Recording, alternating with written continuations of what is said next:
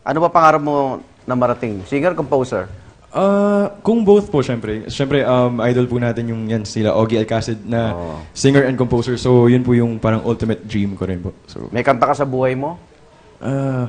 For TOP po talaga yung, yung mga na-compose namin na kanta. Ano pa yung susunod mong na-compose? Actually, wala. Wala pa po, pero may mga upcoming po na... may mga linya-linya ka na? Yes. Patingin nga, ano yung mga naumpisa mo? Louie. Lyrics po from Louie. Si Louie. Louie, ano Siya po actually talaga yung... Abangan to sa top. Yes, abangan natin yan. 6. I want a Filipina. I want a Filipina.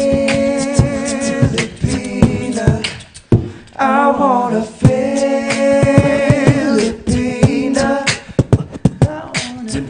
May report pa siya. Pero abangan lang po nila po. Abang. First time yung narinig dito, ha? Yes. Ano title nun? My Filipina. My Filipina. My Filipina. Oh, pero may rapper dito, di ba? Si Louie po yun. Mag-rap na nga po siya dapat eh. Sige nga. May baong ka? My name is Louie and I am neat. I love pretty girls and I love to eat. I made this rap on my mind and I am very, very, very gas. May pasobra pang quitis. Ito yun. Sino ba Kundirana? Kami po. Kami dalawa, actually.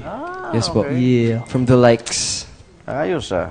So, may mga payo na ba sa inyo yung mga matatandang Kundirana? Ha? Pag nakikita nyo? May mga payo naman sila sa'yo? Make most po of what we have habang alam niyo na po, di ba? Upcoming concert! Ayun na. Yun na yun eh.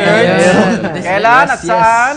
So yun po, it's called TOP in Concert sa Concert? October 28 po at the Music Museum. Yes. And my special guests po, of course. Miss King Domingo and Miss Aisel Santos. Meron kaming special number na talagang kaabang-abang. Duet na duet. Yes po. Duet lang? Duet. Duet. Oh. Duet. At pagkatapos yung manalo sa To The Top, ay officially may album na po sila bilang isang grupo. Ano na bago sa inyo bilang grupo mula nung kayo manalo? Naging mas, hindi kayo magkakilala, di ba? Hindi po. Tapos, pero ngayon, may nabuo bang bonding sa inyong 5? Meron. Got it, Josh. Well, syempre po, simula po nung nanalo kami, nag-iba. Tuturo niyo siya. Nag-iba po Huwag niyo ba umiyak ako dito, bro. Go, Josh, hit it.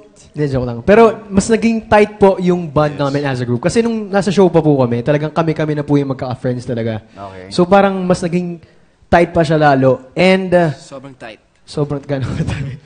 Dahil most requested guest kayo sa Twak Facebook account, may ilang katanungan na ispasagot sa inyo ng inyong fans. First question galing kay Eric Marcelo. Ano meron ng TOP na wala ang ibang boy band?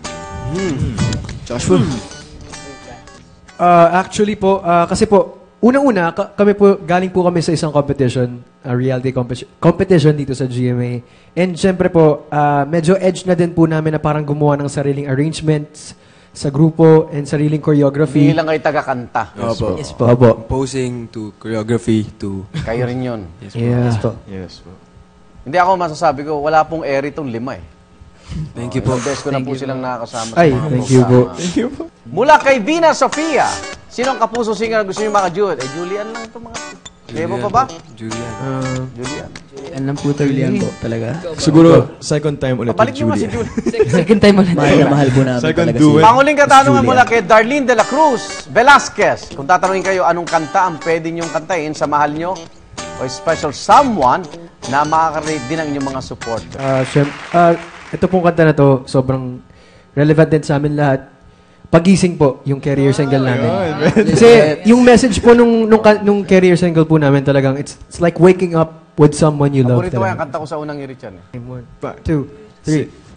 Hindi mo ba alam na ikaw lang ang inaasam sa tuwing minumulat ko ang aking mga mata? Sadya nga bang ganito? Umaawit pa rin ang puso ko. Sana pagising ay ikaw lang at ako. Ayan po. Yeah. Galing na, hindi na kailangan ng banda, tipid pa tayo. Ang ginagawa dyan,